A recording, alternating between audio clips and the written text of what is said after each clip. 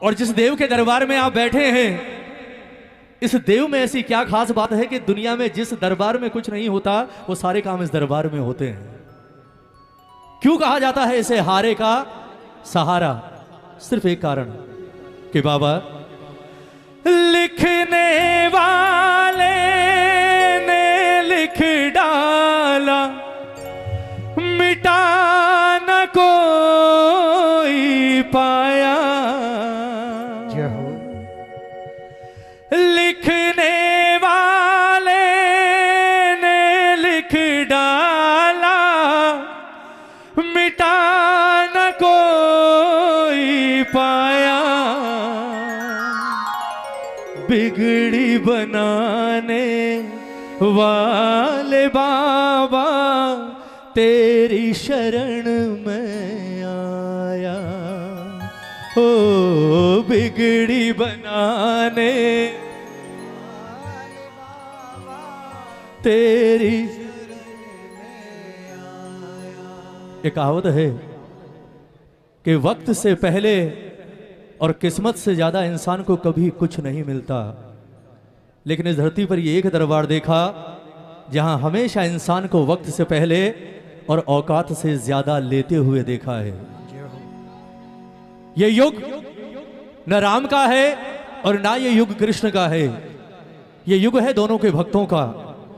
राम ने अपना युग दे दिया, चारों युग प्रताप तुम्हारा है प्रसिद्ध हनुमान को, और वासुदेव ने द्वापर में जाते जाते पूरा कलयुग दे दिया इस शीश के दानी श्याम को। इस दरबार में इतने चमत्कार क्यों होते हैं उसका कारण सुनिएगा। क्यों लोग कहते हैं कि जो खाटू गया उसका जीवन बदल गया? क्यों लोग कहते हैं कि ये लायक ही नहीं था, इस जैसा नालायक आज इतना लायक कैसे बन गया? उसका कारण है, दुनिया को सिर्फ इतना पता है कि इसने वासुदेव को शीश काट कर दिया और भगवान ने इसे वरदान दे दिया कि पूरा कलयुग आज से तेरे नाम। कलयुग में जो तेरे दरबार में आएगा वो खाली झोली नहीं जाएगा बरबरीक, पर यह अधूरा है। इसे पूरा वरदान कुछ और मिला था इस दरबार से, मेरे श्याम से, और वो पूरा दरबार वासुदेव ने ये दिया था कि बरबरीक तेरे दरबार से कभी कोई खाली झोली नहीं जाएगा, ये तो होगा ही होगा, लेकिन आज मैं तुझे एक स्पेशल अधिकार देता हूं अपनी ओर से। और वो स्पेशल अधिकार इसे क्या मिला नारायण की तरफ से? वासुदेव ने कहा कि बरबरीक दुनिया कहती है कि जिसकी तकदीर मैंने लिख दी उसकी तकदीर कभी कोई मिटा नहीं सकता। अगर मैंने किसी की तकदीर में दुख लिख दिया तो वो दुख ही उठाएगा, वो कभी सुखी नहीं हो सकता, क्योंकि उसकी तकदीर में मैंने दुख लिखा है। लेकिन आज मैं तुझे एक स्पेशल अधिकार देता हूं कि कलयुग में जिसकी तकदीर में मैंने दुख लिख दिया, संकट लिख दिया, तकलीफ लिख दी, अगर गलती से उसने तेरी चौखट पर आकर सर रख दिया तो तेरी चौखट पर मेरा लिखा हुआ भी बदलेगा। ये एकमात्र दरबार है जहां भगवान का लिखा हुआ भी बदलता है। हम कहते हैं ना, बोले यार इस इंसान ने जीवन में कभी कोई अच्छा काम ही नहीं किया, ये इतने ऐश क्यों कर रहा है? ये कलयुग का देव है। यहां पापी भी तरते हैं और यहां धर्मी भी तरते हैं। एक एक शब्द सुनिएगा इस भजन का कि बाबा लिखने वाले ने लिख डाला, लिखने मिटा न कोई पाया, बिगड़ी बनाने वाले बाबा तेरी शरण में। अरे कौन कौन किस्मत लिखवा कर जाएगा? हाथ उठा लो, दोनों हाथ उठा लेना। आज हाथ जितनी बुरी रेखाएं हैं सारी खत्म होंगी, दोनों हाथ उठाकर और एक बार विश्वास कर कर कहना बाबा से कि बाबा बिगड़ी बनाने वाले बाबा तेरी शरण में आया। ओ बिगड़ी बनाने वाले बाबा तेरी शरण में आया।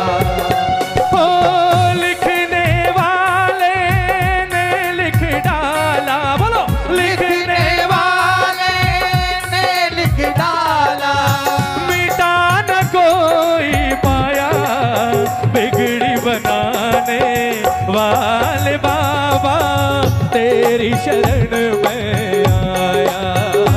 ओ बिगड़ी बनाने वाले बाबा तेरी शरण में आया।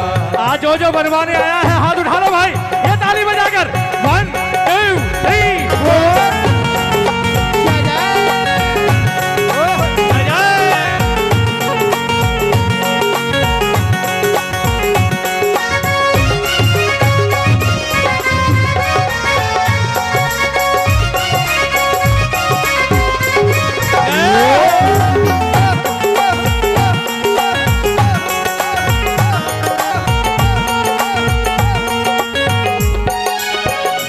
और यहाँ कितने नौकर हैं जरा ताली बजाकर बताओ एक बार, जितने नौकर हैं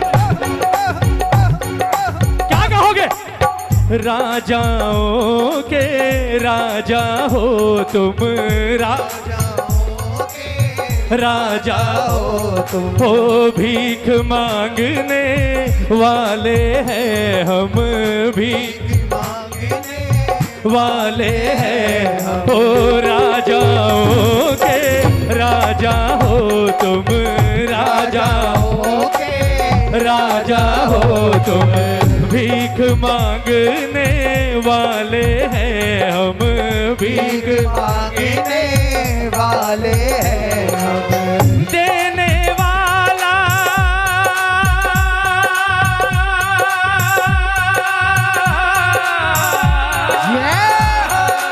क्यों आए हैं?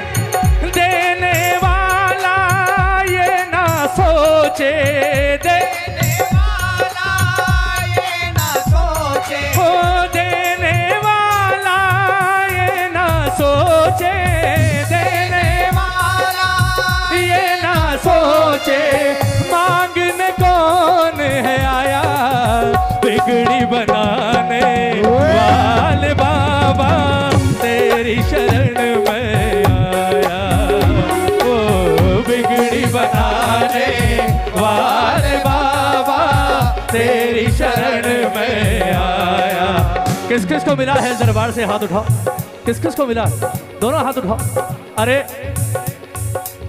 कोई भिखारी आपसे 10 रुपए मांगता है तो आप उसकी जात पात नहीं पूछते, उससे निकालते हो दे देते हो, ये पूछेगा? उठाओ ना हाथ, ताली बजाओ, कहो बाबा से, कहो बाबा से कि बाबा देने वाला ये ना सोचे, देने वाला ये ना सोचे, देने वाला ये ना सोचे, देने वाला ये ना सोचे, हो मांगने कौन है आया, बिगड़ी बनाने वाले बाबा तेरी शरण में आया। ओ बिगड़ी बनाने वाले बाबा तेरी शरण में आया। कौन कौन लेने आया है हाथ उठाओ बिल्कुल सीधे। ये वो सरकार है, यही वो सरकार है जहां कोई आरक्षण नहीं है भाई। यहाँ जो आएगा उसे उतना ही मिलेगा जितना सबको मिलता है। दोनों हाथ खोलकर प्रेम से 1 2 3 4।